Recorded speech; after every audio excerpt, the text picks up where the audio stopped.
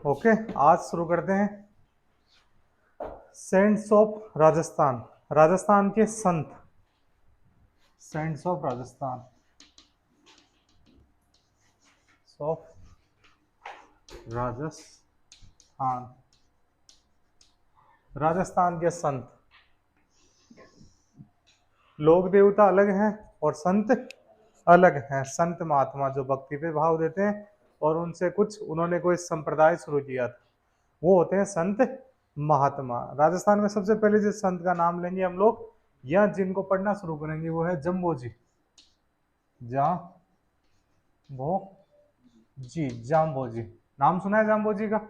जाम्बोजी ने Bishnoi sect start किया था, विश्नोई संप्रदाय शुरू करने वाले हैं जाम्बोजी। पहले नाम लिख लो, जाम्बोजी। जाम्बोजी का जन्म होता है जन्माष्टमी को, विक्रम संवती 1508। जन्माष्टमी, बर्थ लिखेंगे, बर्थ जन्माष्टमी,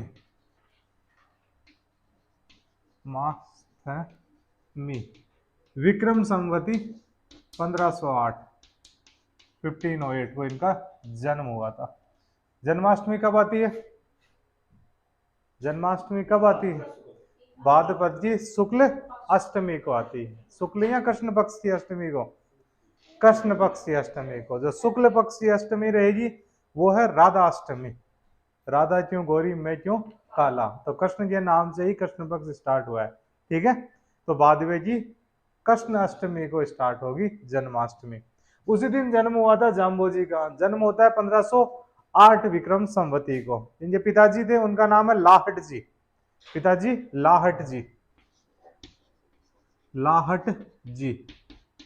पिता का नाम इंपॉर्टेंट है, साथ में मम्मी का नाम भी इंपॉर्टेंट है। इनकी माता जी हैं, उनका नाम है मदर हंसाबाई। हंसा बाई इनकी मदर है।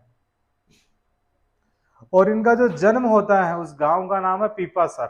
नागौर के अंदर गांव है एक पीपासर, विलेज लिख लो पीपासर, विलेज पीपासर, पीपासर नागौर, नागौर में।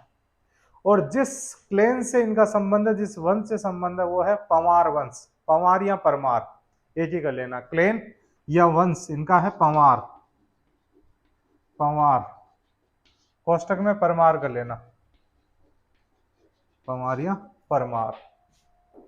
इस क्लेन से रिलेशन था जाम्बोजी का। जाम्बोजी का जन्म हो गया पीपासर में। पीपासर में जन्म होने के बाद में ये अपने गुरुजी गोरखनाथ जी के पास चले जाते हैं। गोरखनाथ जी की उस जमाने के अंदर खूब मान्यता थी। एक तो गायों की रक्षा कर रहे थे, विदेशी आक्रांता इंडिया में आ चुके हैं, गायों को संरक्षण की जरूरत आ चुकी थी। जैसे आजकल चल रही है लंपी बीमारी से, उस जमाने में गायों की कटाई ज्यादा होने लग गई थी। ठीक है, और आक्रमण भी होने लग गए। तो इस कारण से जम्बोजी ने क्या स्टार्ट किया? जम्बोजी क्या, गोरखनाथ जी ने स्टार्ट किया, गोरक्षपीठ की स्थापना कर दी। बाद में पूरे ही हिंदुस्तान से अलग अलग व्यक्ति उनके पास में जाते हैं और उनके शिष्य बन जाते हैं। गोरखनाथ जी की एक खास बात थी, उनको थोड़ी सी योगिक क्रियाओं में भी उनकी एडवांसनेस ज्यादा थी। योग क्रियाएं बेहतर तरीके से आती थी, यानी खुद की बॉडी पे कंट्रोल, माइंड पे कंट्रोल, और खुद की बॉडी और माइंड सोल को नेचर के साथ में कनेक्ट करना उनको बेहतर तरीके से आता था। तो वो स्पिरिचुअलिटी पे भी ध्यान दे रहे हैं, फिजिकल स्ट्रेंथ पे भी ध्यान दे रहे हैं, मेंटल स्ट्रेंथ पे भी ध्यान दे रहे हैं। तो पूरे इंडिया से उनके खूब सारे चेले बन जाते हैं, शिष्य बन जाते हैं। उनमें से एक राजस्थान से जाते हैं जिनका नाम है जम्बोजी। जम्बोजी उनसे सीख के आते हैं। सीख के आने के बाद में वापस राजस्थान आ जाते हैं। इस बार वो वापस नागौर नहीं आए, इस बार चले गए नागौर से अगले वाला जिला बीकानेर।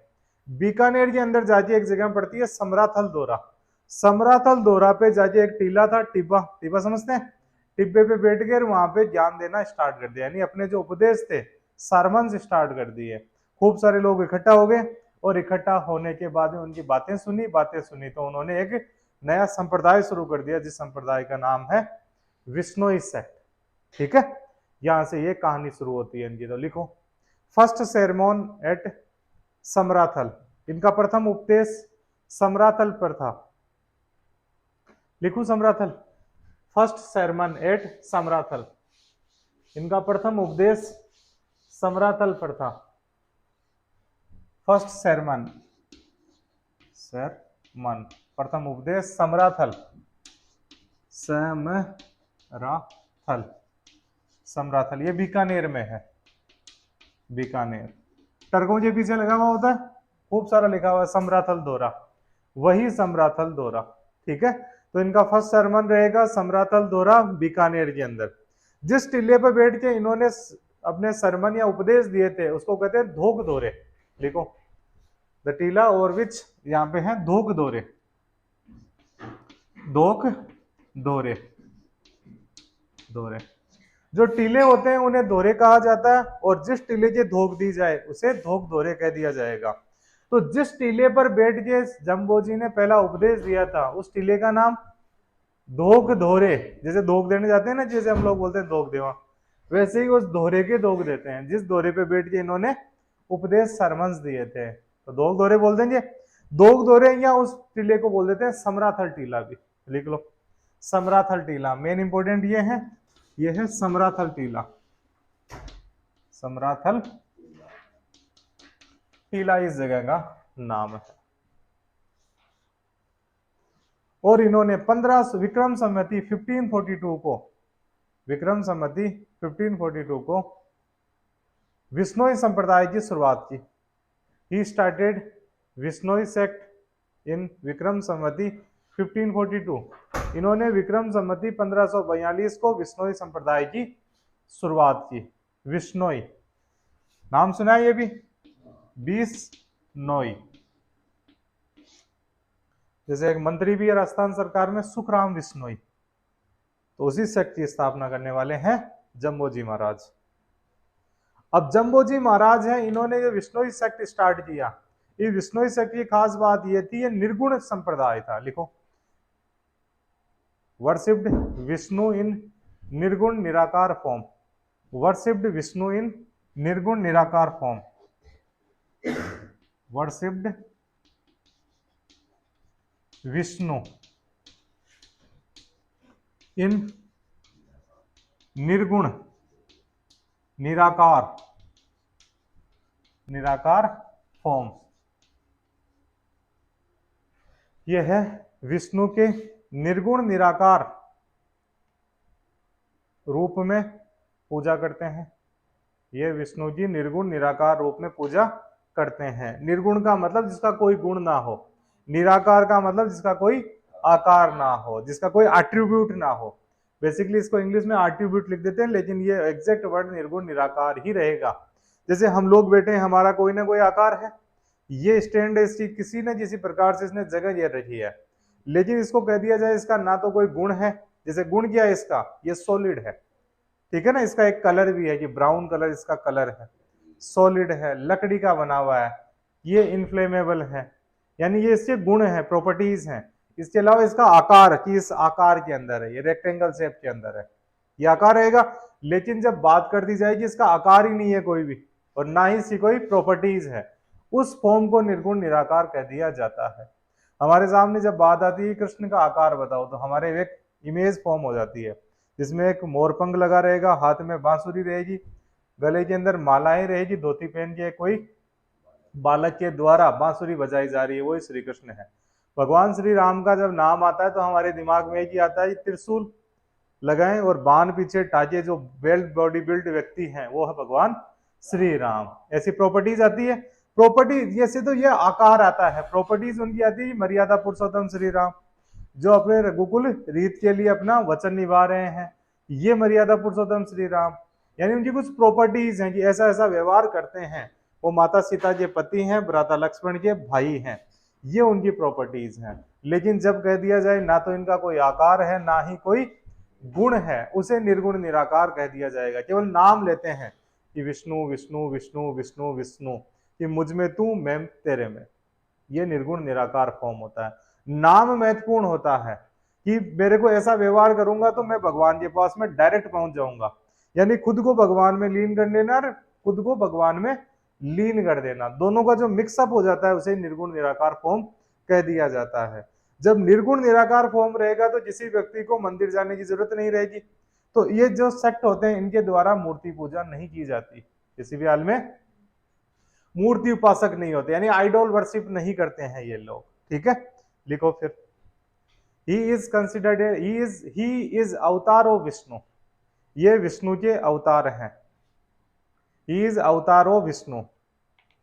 जब कभी भी अपने पास में इसका इंग्लिश ट्रांसलेशन वैसे अवतार का इनकारनेशन लिखा हुआ आता है, लेकिन अवतार अवतार एग्जैक्ट वर्ड है। जब हॉलीवुड की मूवीज में हिंदी वर्ड्स का यूज किया जा सकता है, दुनिया की सबसे ज्यादा देखी गई मूवी अवतार, तो हम लोग खुद भी तो यूज करेंगे उसको, तो वो एग्जैक्ट वर्ड था। मोक्ष एग्जैक्ट वर्ड है, अवतार एग्जैक्ट वर्ड है।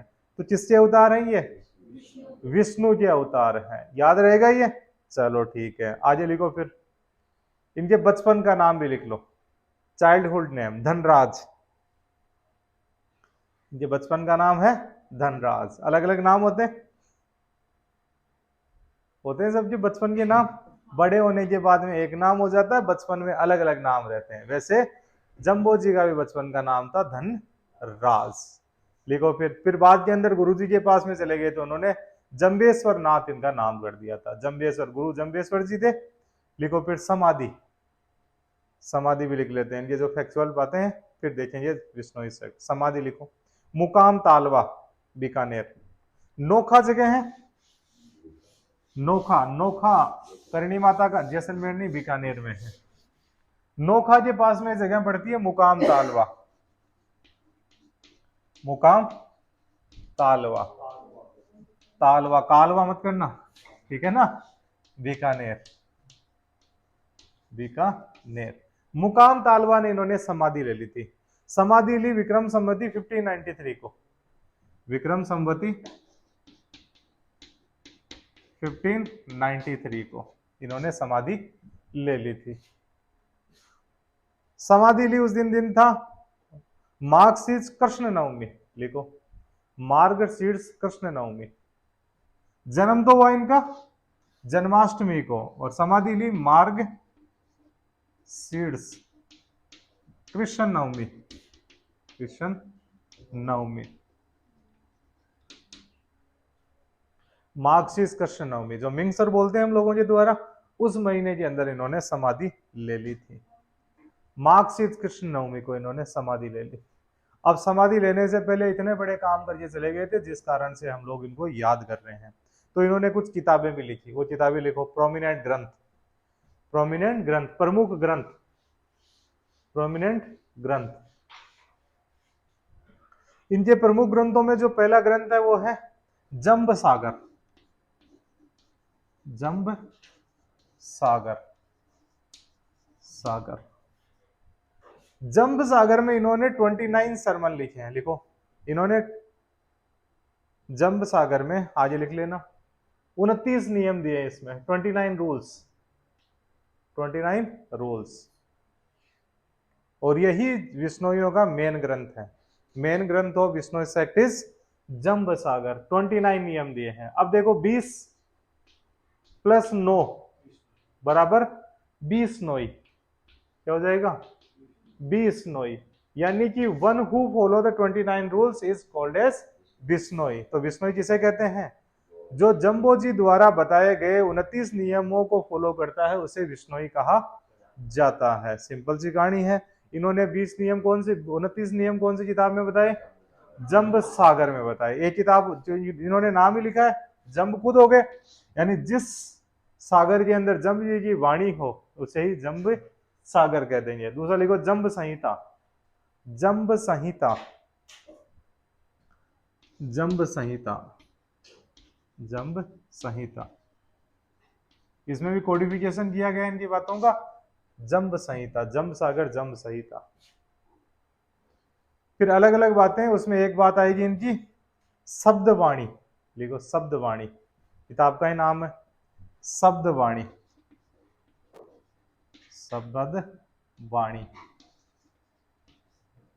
दूसरी 120 वाणियां, 120 वाणियां, बानिया कर लो, बानिया भाई बोलते हैं उस साइड में। 120 बानिया, ये 120 बातें बोली थी इन्होंने। शब्दवाणी यानी जंबो जी के जो शब्द हैं उनको शब्दवाणी के अंदर लिखा गया है।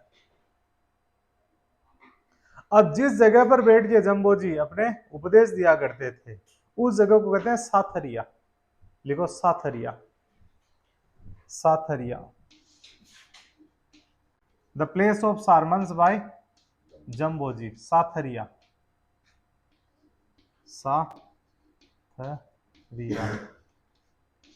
The place of sermons by Jambhoji, Sathariya कह देंगे उसको। हो गया।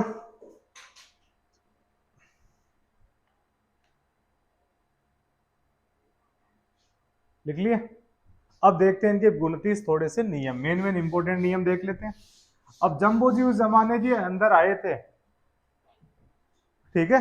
अब उस जमाने के अंदर तो एक तो क्या है, कॉन्फ्लिक्ट स्टार्ट हो रहे हैं, तो ये बोलते थे अहिंसा का मार्ग अपनाओ तुम लोग, हिंसा का मार्ग नहीं अपनाना, लड़ाई झगड़े नहीं करने हैं। लड़ाई झगड़े नहीं करने के अलावा तुम्हें एक काम करना है, एनवायरमेंट प्रोटेक्शन। इसीलिए राजस्थान में जो प्रोमिनेंट कास्ट आती है एनवायरमेंट प्रोटेक्शन के रूप में, उसको बोलते हैं हम लोग विश्नोई कास्ट, सुना होगा। जैसे हिरण की रक्षा करते हैं सबसे ज्यादा, इसके अलावा पेड़ पौधों की रक्षा करते हैं अमृता देवी विश्नोई। 363 लोगों के साथ में खेजड़ी के साथ कट गए थे वो, लेकिन खेजड़ी नहीं काटने दी। बहुत सारे केसेस में सुनते हैं हम लोग कि हिरण को रक्षा के अंदर सबसे प्रोमिनेंट नाम आता है विश्नोइयों का।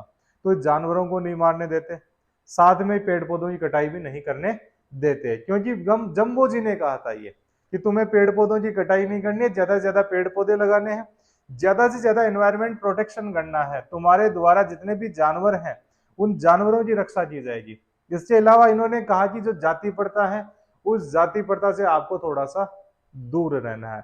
इसके अलावा इन्होंने कहा था कि वुमन अपलिफ्टमेंट जरूरी है समाज के अंदर, महिलाओं की स्थिति थोड़ी सी नीचे की तरफ जा रही थी, तो उसे अपलिफ्टमेंट एम्पावर्ड करने की जरूरत थी, इसलिए इन्होंने कह दिया कि विधवा विवाह कर सकते हो आप लोग, ठीक है। इन्होंने कहा कि आपको किसी भी प्रकार के नशे का सेवन नहीं करना है, you must abstain away yourself from intoxication, यानी अपने आप को नशे से दूर रखना है, ना बीड़ी सिगरेट पीनी है, ना दारू पीनी है, ना गांजा, ना किसी प्रकार का ड्रग्स लेना है, सब नशों से दूर रहना है। कौन बोलते हैं?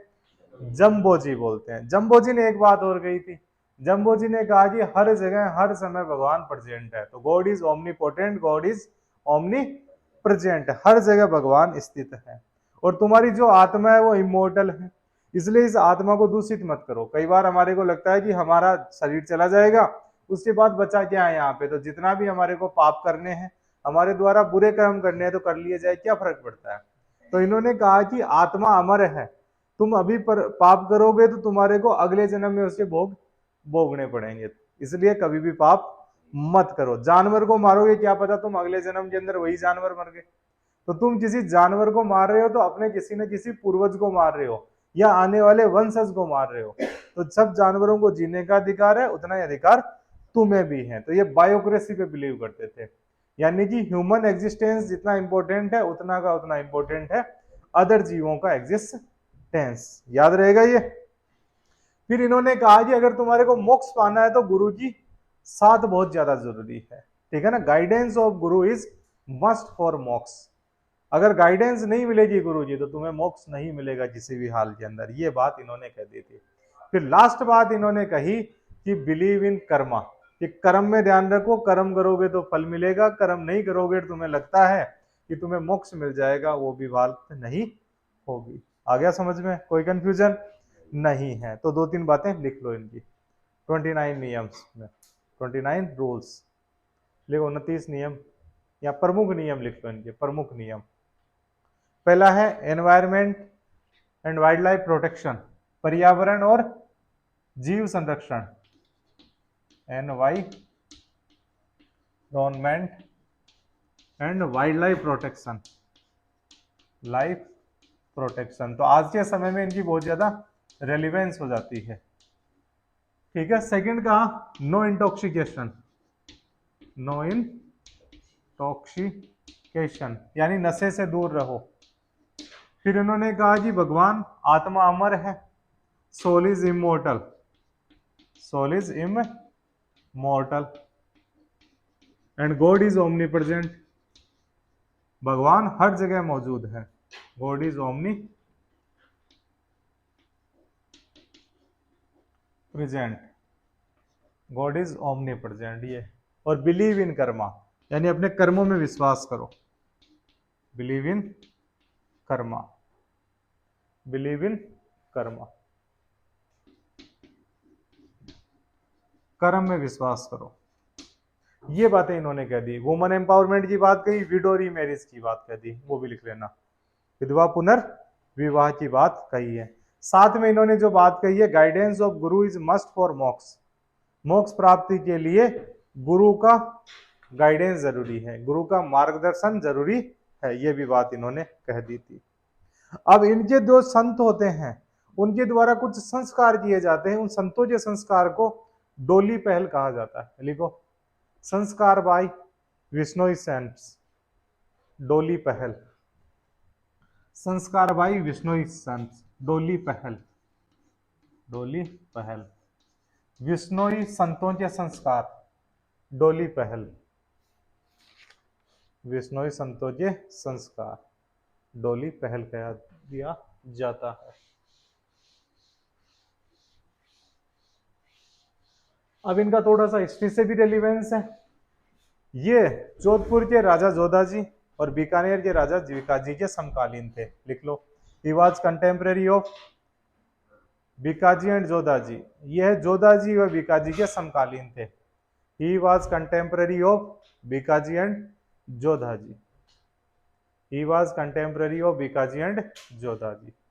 ये जोधाजी व बीकाजी के समकालीन थे, क्योंकि जोधपुर के अंदर राज है जोधाजी का और बीकानेर के अंदर राज था बीकाजी का, और दोनों ही जगह जोधपुर का जो इलाका था उसका एक्सपांशन नागौर तक भी था, तो दोनों की बातें यहाँ पे जरूरी है। साथ में जो हिंदुस्तान का उस्तारान सुल्तान है उसका नाम है सिकंदर लोदी, तो ही was contemporary of Sikandar Lodi. ये सिकंदर लोदी के समकालीन थे। सिकंदर लोदी नाम सुना है? आगरा शहर बसाया जिस व्यक्ति ने डबल डोम की स्थापना की थी, दोहरे गुम्बद बनाने स्टार्ट कर दिए थे, वो है सिकंदर लोदी। आगरा शहर किसने बसाया था? सिकंदर लोदी ने बसाया था, याद रहेगा ये। तो इनके समकालीन थे। एक बार सिकंदर लोदी को इन्होंने कहा था कि वो गायों की कटाई की जाती है उस पर आपके द्वारा रोक लगाई जाए, तो सिकंदर लोदी ने रोक लगा दी थी। ये थे हमारे गुरु जम्बेश्वर, जम्बो जी। ठीक है, इनका जो रेलिवेंस है समझ में आया। एनवायरमेंट प्रोटेक्शन में इनका रेलिवेंस है। सबसे बड़ा इश्यू आज के टाइम में ह्यूमैनिटी के सामने है एनवायरमेंट प्रोटेक्शन, क्लाइमेट चेंज, तो उसके अंदर इन संत महात्माओं की रेलिवेंस बहुत ज्यादा बढ़ जाती है। ठीक है, नेक्स्ट संत लिखो, जसनाथ जी। जसनाथ जी, जसनाथ जी। अब इनका भी वही चलेंगे, जन्म से लेके माता पिता का नाम लिखेंगे, बचपन का नाम लिख लेंगे, क्योंकि कई बार एग्जाम के अंदर आता है। बर्थ लिखो इनका, जन्म कतरिया सर बीकानेर, जन्म जन्म कतरिया सर, कहता है रिया सर बीकानेर में, कतरिया सर।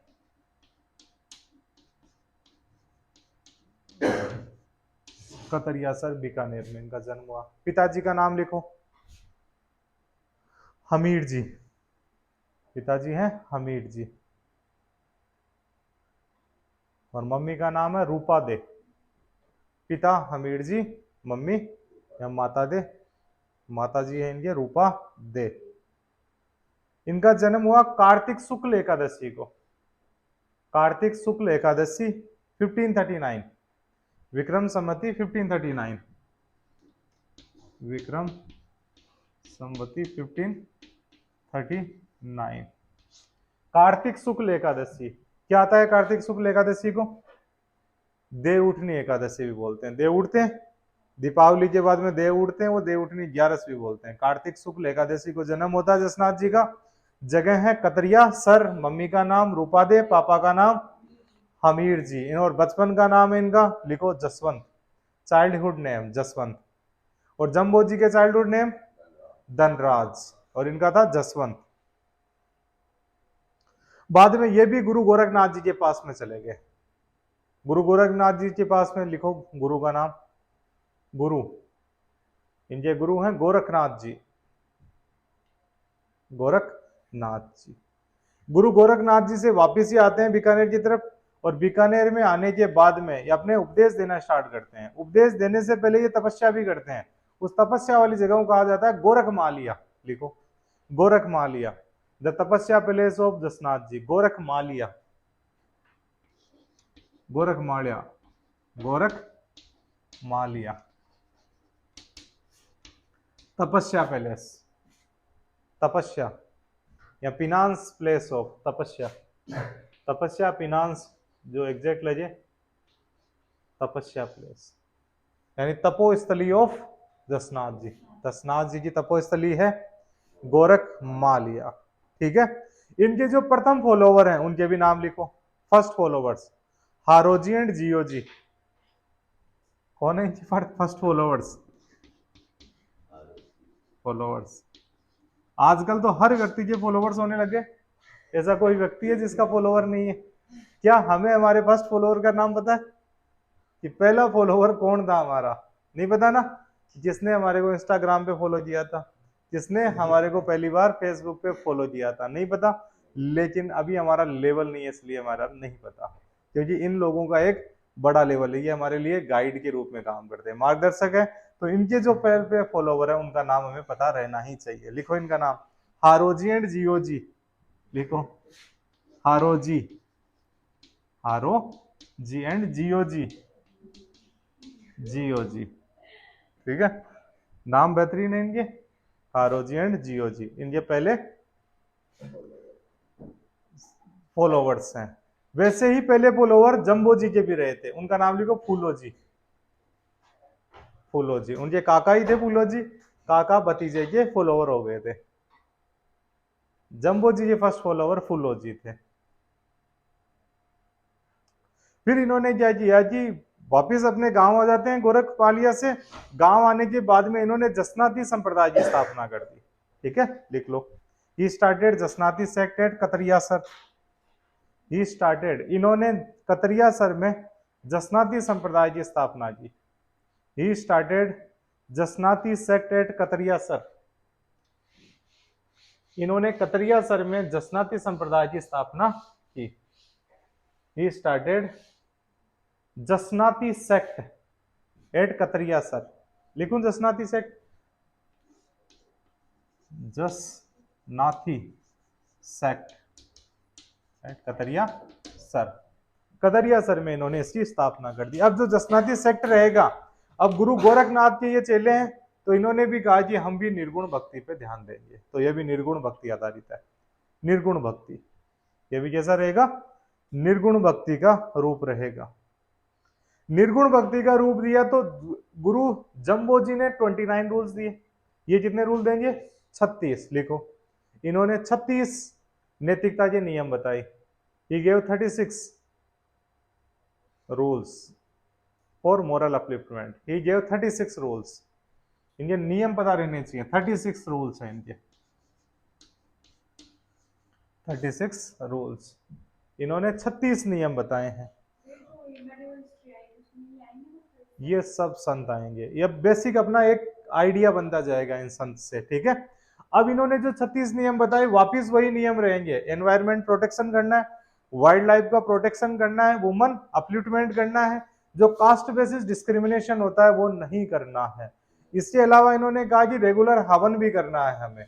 लिख लो एक बात इनकी, बाकी तो वही कॉमन पॉइंट रहेंगे। एक रेगुलर हवन, रेगुलर यज्ञ, ये नियमित हवन की बात कहते हैं। नियमित हवन करो, जैसे आर्य समाज में कहा जाता है। बाद में दयानंद सरस्वती आते हैं, उन्होंने कहा कि रेगुलर रूप से हवन होने चाहिए। इन्होंने उस जमाने में कह दिया था हवन करने से व्यक्ति का दिमाग सही रहता है, एनवायरमेंट आसपास का सही रहता है। ठीक है, इसके अलावा ये कहते हैं कि अपने गले के अंदर एक काले ऊन की डोरी बांधो। देखो, ये है इनके अनुयायी, ऐसे लिख लो, इनके अनुयायी गले में काली ऊन की डोरी बांधते हैं। His followers wore black thread, black woolen thread, black woolen thread, black woolen thread, woolen thread in the neck. ये गले के अंदर काली ऊन की क्या बांधते हैं? डोरी बांध देते हैं। बांधते अलग अलग, जैसे हम लोग किसी बाबा जी का ताबीज बांधते हैं, किसी के हाथ में कुछ और बांधते हैं, कुछ लोग कड़ा पहनते हैं, वैसे इनके जो अनुयायी हैं वो काली डोरी बांधते हैं गले के अंदर, ठीक है।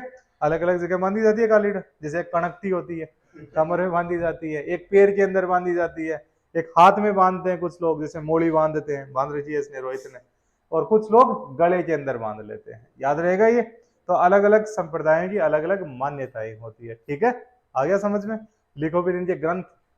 तो जसनाथ जी के ग्रंथ याद हैं, तो इनके भी ग्रंथ याद करो। लिखो पहला ग्रंथ कोंडा, लिखो कोंडा। कोंडा एक इनका ग्रंथ है। कोंडा के बाद में इनका दूसरा लिखो सिंबुदड़ा, कोंडा सिंबुदड़ा, सिंबुदड़ा, सिंबुदड़ा। इसके अलावा एक और इन्होंने लिखा गोरखछंद, गोरखछंद, गोरखछंद, गोरखछंद। तो तीन ग्रंथ इनके इंपॉर्टेंट है। एक तो है कोंडा, दूसरा है सिंबू दरा, तीसरा है गोरखछंद। जैसे गुरु जम्बो जी के थे जम्ब सागर, जम्ब संहिता, शब्दवाणी 120 वाणियां, ये भी थी। और उनकी वेदवाणियां, गुरुवाणियां सब थी गुरु जम्बेश्वर की। अब इनके 36 नियम दे दिए, तीन किताबों में दे रखे हैं। अब इनके जमाने में भी कंटेम्प्रेरी कौन रहेगा? वही जमाना है जो गुरु जम्बेश्वर का है। लिखो, ये सिकंदर लोदी के समकालीन थे। He was contemporary of Sikandar Lodi, he was contemporary of Sikandar Lodi. ये सिकंदर लोदी के समकालीन थे। क्या समकालीन का मतलब? वो साथ साथ में थे। जैसे अभी कह दिया जाए कि जो रोहित हैं वो माननीय नरेंद्र मोदी के समकालीन थे। समझ में आ गया? जैसे वो अशोक गहलोत जी के समकालीन है, ये इसका समकालीन, यानी एक साथ में जिए थे आप लोग। वो जैसे आज उस जमाने में सिकंदर लोदी सुल्तान थे, आज हिंदुस्तान के सुल्तान के बराबर हैं नरेंद्र मोदी, राजस्थान के सुल्तान के बराबर अशोक गहलोत। तो वो कंटेम्प्रेरी हो जाती है, ये साथ साथ में एक साथ ही जीवन जिए गए थे। ये होता है समकालीन का मतलब, ठीक है। सिकंदर लोदी ने इन्हें कतरिया सर में जगह दी जहां पे इन्होंने समाधि ली। सिकंदर लोदी ने इन्हें कतरिया सर में जगह दी जहां इन्होंने समाधि ली। Sikandar Lodi gave him land at Katariyasar where he took samadhi, gave him land at Katariyasar. Katariyasar में इनको खूब सारी जमीन दे दी थी सिकंदर लोदी ने, वहीं पे इन्होंने समाधि ले ली। जब इन्होंने समाधि ली तो इनकी मंजेतर थी, उन्होंने भी समाधि ले ली। लिखो, हिज मंजेतर कालदे, उनकी मंजेतर का नाम था कालदे, कालदे आल्सो टुक समाधि हियर। तो उन्होंने भी समाधि ले ली। कालदे, कालदे। अब ये मंगेतर यानी कि कम उम्र के अंदर रहेंगे, केवल 24 साल की उम्र में इन्होंने समाधि ले ली थी। जन्म हुआ विक्रम संमति 1539 को, तो इन्होंने समाधि कब लेंगे? ये 24 साल में समाधि ले लेंगे तो 63 में। लिखो, विक्रम संमति 1563, विक्रम संमति 1563, समाधि हो जाएगी विक्रम संमति 1563। अब इनके अनुयायी हैं बेसिकली जाट जाति से होते हैं। लिखो, main followers from Jat caste, main followers from Jat cast.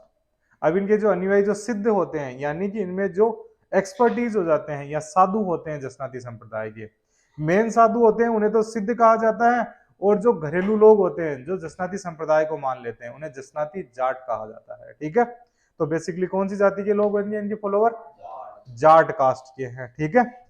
लिखो, इनकी एक खास बात, इनके अनुयायी अग्नि डांस करते हैं, अग्नि नृत्य, फायर डांस, अग्नि नृत्य करना है इसको, फायर डांस, अग्नि डांस। अग्नि डांस में क्या किया जाता है? पहले अंगारे जलाए जाते हैं, ठीक है ना, यानी एम्बर जला लिए, जलाने के बाद में उनपे पैदल चलते हैं, जूते खोल देते हैं, जो भी जूतियां पहन के रखते हैं, और उनके अंदर एंटर कर जाते हैं, फिर चलते जाते हैं, ओंकार की आवाज लगा जाते हैं, पढ़ते पढ़ते हाथ में मतीरा ले लिया, मतीरा फोड़ देते हैं, तलवारें चलाते हैं और डांस करते रहते हैं अंगारों पे, तो फायर डांस बोल देते हैं उसके, और पैर इनके जलते नहीं है, ठीक है। ये होता है फायर डांस। कौन से संप्रदाय के लोग करते हैं फाइट डांस? जसनाती संप्रदाय के। डिटेल में हम लोगों ने देखेंगे इसको डांस के अंदर, फाइट डांस में। इतना सा याद रखना, जसनाती संप्रदाय के लोग फाइट डांस करते हैं। अब इनकी एक खास बात और है, लिखो, जसनाती मोरपंख व जाल वृक्ष को पवित्र मानते हैं। जसनाती मोरपंख व जाल वृक्ष को पवित्र मानते हैं। Jasnathi considered morpankh and jaal tree pious. Jasnathi considered morpankh and jaal tree pious. Jasnathi morpankh व जाल वृक्ष को पवित्र मानते हैं। जाल ट्री समझते हैं? इस इलाके, जो रेगिस्तान वाला इलाका रहेगा, वहां पे जाल के खूब सारे वृक्ष होते हैं। जाल के नाम पर ही जालोर का नाम जालोर पड़ गया था। खूब सारे जाल ट्री आते हैं, ठीक है। जाल का वृक्ष, खेजड़ी यहाँ पे रहती है, जाल वृक्ष यहाँ पे रहता है, खीप खूब सारी यहाँ पे होती है, इसके अलावा बोल्डियां खूब सारी होती है। तो जाल एक इंपॉर्टेंट ट्री है। इसके अलावा मोरपंख को महत्वपूर्ण मानते हैं। ये मोरपंख को महत्वपूर्ण इसलिए मानते हैं कि ये मना करते हैं लोगों को कि मोर को मत मारो, ठीक है। तो इन्होंने जितने भी वाइल्ड लाइफ प्रोटेक्शन और एनवायरमेंट प्रोटेक्शन के अंदर काम किया था। अब इनके जो मुख्य संत होते हैं उन्हें सिद्ध कहा जाता है। Main saints are called as siddh. Main saints are called as siddh. सिद्ध कह देते हैं उन्हें, सिद्ध। और जहां पे ये सिद्ध समाधि लेते हैं, उस समाधि वाली जगहों का देता है बढ़िया, बाड़िया कह देते हैं उसको, बाड़िया। जसनातियों की 84 बाड़ियां फेमस है। देखो 84 बाड़ियां, 84 बाड़ियां। इनके संतों को सिद्ध कहा जाता है। There Sant are called as सिद्ध। एंड इनकी जो संतों की समाधि होती है उसे बाड़िया कहा जाता है। तो टोटल कितनी समाधियां फेमस है जसनातियों की? 84 समाधियां फेमस हैं। इन्हें आसन भी कहते हैं, ऑल्सो कॉल्ड एज आसन, ऑल्सो कॉल्ड एज आसन, आसन, ऑल्सो कॉल्ड एज आसन। ये थे हमारे जसनाथ जी। तो दोनों संतों को हम लोगों ने देखा। अब इन दोनों संतों की यहाँ रेलिवेंस क्या है? फर्स्ट रेलिवेंस का पॉइंट है इनका एनवायरमेंट प्रोटेक्शन के अंदर इनका बड़ा रोल रहता है। दूसरा, इन्होंने कास्ट डिस्क्रिमिनेशन के अगेंस्ट आवाज उठाई। तीसरा क्या है कि ये जो राजा है उस जमाने के अंदर, राजा और आम जनता के बीच में एज ए मीडिएटर काम कर रहे हैं, जिस कारण से वहां पे एक प्रकार का सांप्रदायिक संप्रदाय समुदाय वो संभाव बना रहे, कम्युनल हार्मनी रहे, और किसी प्रकार की जनता और जो स्टेट है उन दोनों के बीच में कोई डिस्प्यूट क्रिएट ना हो पाए। याद रहेगा ये? कोई कंफ्यूजन नहीं है। तो ये कौन थे? जसनाथ जी और जम्बो जी। आज एक लेक्चर में कुछ और देखेंगे, ठीक है। कोई कंफ्यूजन नहीं है? इससे रिलेटेड कोई सवाल?